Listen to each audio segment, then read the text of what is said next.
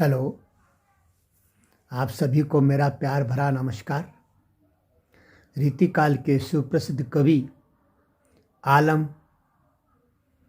के कुछ छंद व्याख्या की दृष्टि से आपके सम्मुख लेकर प्रस्तुत हूँ। इससे पहले वाले वीडियो में आलम का परिचय एवं उसके कुछ छंदों की व्याख्या प्रस्तुत की थी और अब आपके पाठ्यक्रम में शेष रहे छंद आज इस वीडियो में लेकर आया हूँ। एक एक को कृपया गौर से सुनिए। आलम रीतिकाल के रीतिमुक्त कवि माने जाते हैं। घनानंद की तरह इनके काव्य में भी इनके हृदय की अनुभूति की गहन व्यंजना देखने को मिलती है। सूरदास के भ्रमर गीत की तरह ही इन्होंने भी गोपियों की भक्ति और उद्धव को निरुत्तर कर देने वाले उक्तियाँ और गोपियों की मार्मिक व्यंजना को अपने काव्य में अभिव्यक्ति दी है। इसी प्रसंग में उनका अगला छंद प्रस्तुत है। क्या कहते हैं देखिए कवि। बारे ते न पलक लगत बिनु सांवरे ते बावरे अजान उधो भले उपदेश हैं ता दिन ते बन सुनो घरु हैं दहत दुनो तारनी में ज्योति नहीं जटा भय केस हैं आलम बिहात छिन जनो जात कोटि दिन कौन रैन की समाई सुरती न नेस है सुरती न नेस है। हम हूते श्याम दूरी श्याम हूते हम दूरी वे तो आछे काछे श्याम सखी मेले भेस हैं वे तो आछे काछे श्याम सखी मेले भेस है। जरा कुछ कठिन शब्दों को देखें। पलक लगत नींद आना, तारणी नेत्रों की पुतलियाँ, ज्योति यानी चमक या दृष्टि, बिहात बीतता है, मेले यानी मलिन गंदा। इस पद का प्रसंग इस प्रकार है। प्रस्तुत अवतरण रीतिकाल के श्रेष्ठ कवि आलम द्वारा रचित प्रेम केली से लिया गया है। इसमें आलम ने गोपियों की विरह व्यवस्था में अपनी मलिन दशा एवं प्रिय की सुखी अवस्था का चित्रण किया है। गोपियाँ कहती हैं कि हे उद्धव, कृष्ण के बिना क्षण भर के लिए भी हमारी पलकें बंद नहीं हुई हैं। हम हरदम जागती रहती हैं। हमें तुम्हारे उपदेश भी बावले और अज्ञान से भरे लगते हैं। जब से कृष्ण गए हैं तब से सारा वृंदावन सूना सूना लगता है और घर में रहने पर तो हमें दुगुना कष्ट पहुंचता है। रोते रोते आँखों की पुतलियाँ भी कमज़ोर हो गई हैं तथा बालों की संभाल न करने के कारण वे भी जटा की भांति उलझकर रूखे हो गए हैं।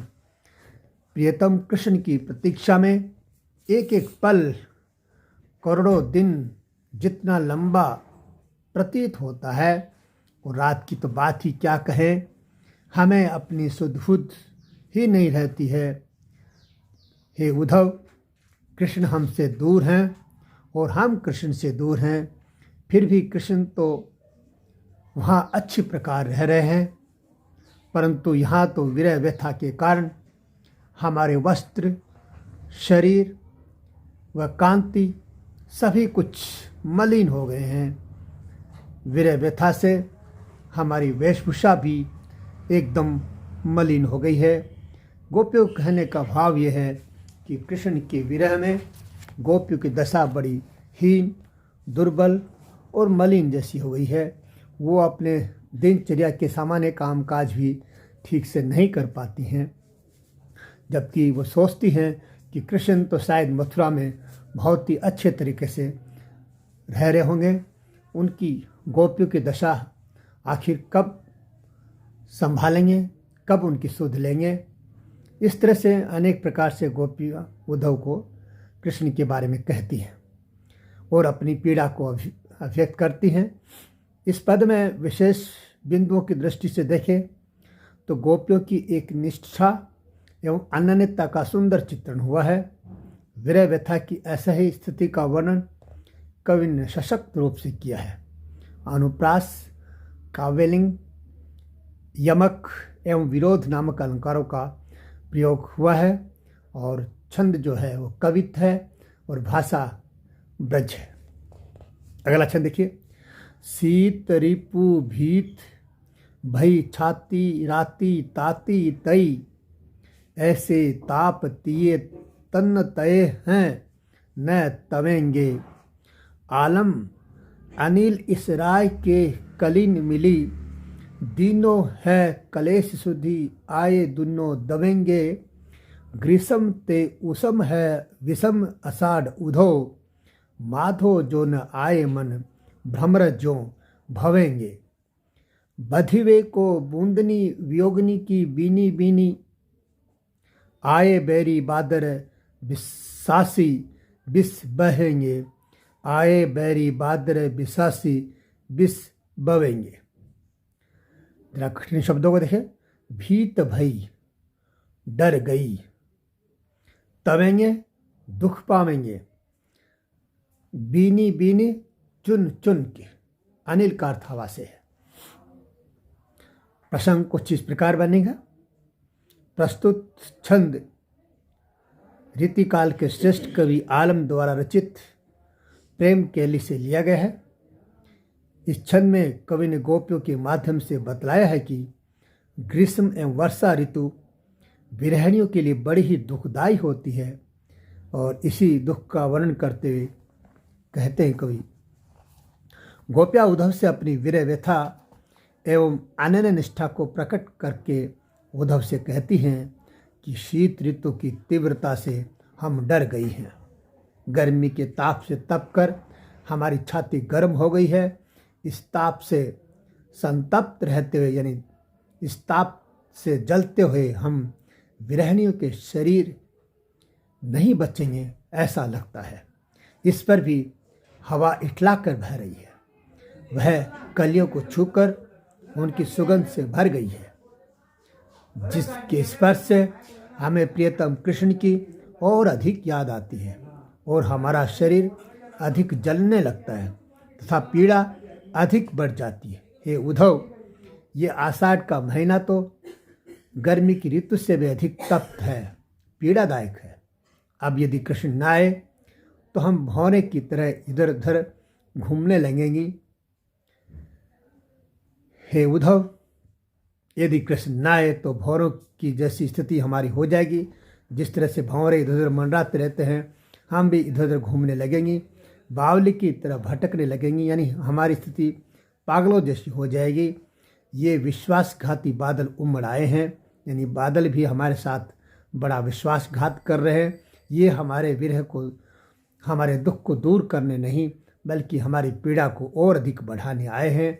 ये अब हमारा वध करने को, हम वियोगिनियों की पीड़ा को बढ़ाने के लिए अपनी बूंदों की बाण मारेंगे और हमें चुन चुन के हमें मारेंगे। इस प्रकार ये बादल हमारे लिए जहर बोएंगे और जहर की जलन जैसी ही पीड़ा हमारे मन में फैल जाएगी। ये उद्धव, आखिर हम क्या करें? हमारी पीड़ा तो तभी दूर होगी जब कृष्ण हमसे मिलेंगे। हे उद्धव, कुछ ऐसा उपाय करो कि हमसे कृष्ण मिल जाएं, उनके दर्शन हमें हो जाएं, जिससे हमारा संताप कुछ कम हो जाए। तुम्हारी बड़ी कृपा होगी अगर कृष्ण से मिलने का कोई उपाय आप बता दें। विशेष बातें अगर देखें तो गोपियाँ उद्धव के सम्मुख अपनी विरह व्यथा बतलाती हुई कहती हैं कि तुम्हारा ज्ञानोपदेश तो हमारे लिए और भी असत्य हो गया है। इससे तो हमारे संतप्त शरीर, मन में पीड़ा और बढ़ रही है। यानी अपनी बड़ी चालाकी के साथ गोपियाँ अपनी व्यवस्था प्रकट कर देती हैं कि उनका ज्ञान योग उनके लिए उचित नहीं है। इस पद में अनुप्रास, विप्सा, विषम तथा आक्षेप अलंकारों का प्रयोग हुआ है। कवित छंद की पद मैत्री एवं भाषा सौष्ठव प्रशस्य है और भाषा शैली जो इसकी है, भाषा जो है वो ब्रज भाषा है। देखिए अगले छंद में क्या कह रहे हैं कवि। लता प्रसन्न डोल बोल कोकिला अलापी केकी लोल कोल कंठ तो प्रचंड भुंज लोल कोख कंठ तो प्रचंड भृंग गुंज की समीर बास रास रंग रास के विलास बास पास हंस नंदनी हिलोर केली पुंज की आलम रसाल बन गान ताल काल सो विहंग बाग बेगी चाली चित्त लाज लुंज की सदा बसंत हंत लोक ओक देवलोक ते सदा बसंत हंत लोक ओक देवलोक ते बिलोकी रिझी रही पांति भांति सो निकुंज की बिलोकी रिझी रही पांति भांति सो निकुंज की। अलाप का अर्थ है आवाज, की का अर्थ मोर से है, कोक का अर्थ चकवा है, भृंग का मतलब भौरा और बास का अर्थ खुशबू, देवलोक का अर्थ है स्वर्ग, पांति यानी पंक्ति यानी कतार।